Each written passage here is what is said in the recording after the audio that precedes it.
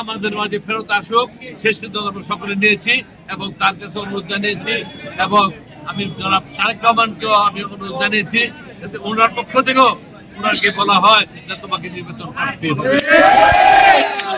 Standing কমিটির যারা আছেন মুরব্বীরা তারাও যেন বাধ্য করেন তাকে নির্বাচন করতে হবে এবং আমাদের জনগণের যে দাবি সে দাবিটা আজকে তুলে ধরেছি সাংবাদিক ভাইদের কাছে যে সবাই চায় এবং এই মুহূর্তে নারায়ণগঞ্জে ওনার মতো যাদের দরকার ওনার বিকল্প নাই।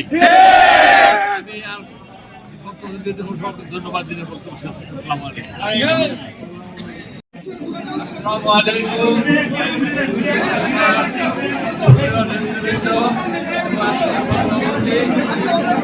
আপনারা সবাই জানেন আজকে আমরা কেন এখানে এসেছি।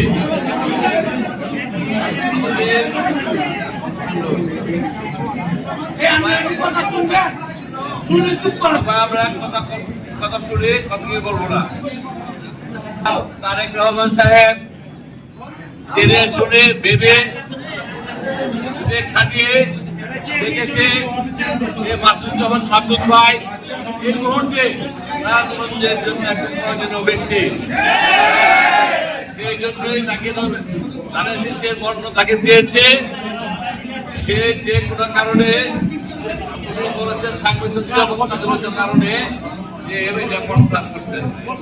ওনার যে নিরাপত্তার দরকার হয় আমি বন্দর থেকে 1000 লোক তার পাশে সর্বক্ষণিক আমি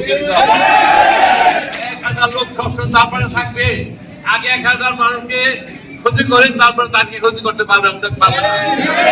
আমি বলবো বিনোদীর সাথে তাকে অনুরোধ জানাবো এই যে আমরা এখানে যারা আজকে উপস্থিত হয়েছে অরিজিনাল বিএনপি কিন্তু আমরাই বিএনপি করো, কিন্তু বিএনপি 16-17 বছর কে চালাইছে আপনারা জানেন।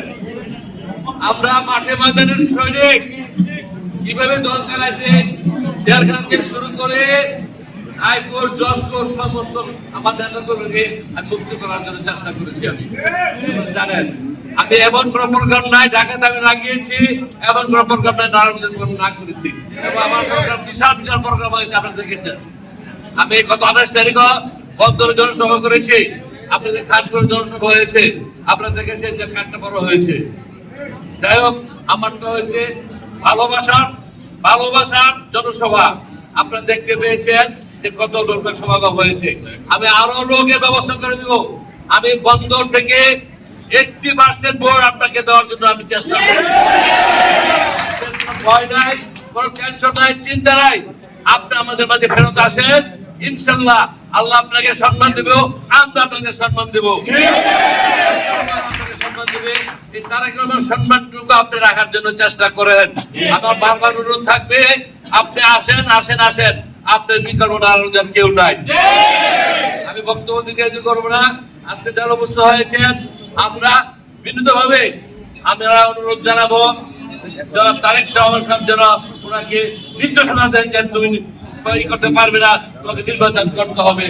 তারেক সাহেবের কথা এবং স্ট্যান্ডিং কমিটি যারা আছেন মুরব্বীরা সবাই যেন তাকে ভবন দিয়ে হোক আর সুপারিশ করে হোক তাকে যেন আবার নির্বাচন করতে পারেন সেই ব্যবস্থা আপনারা করেন।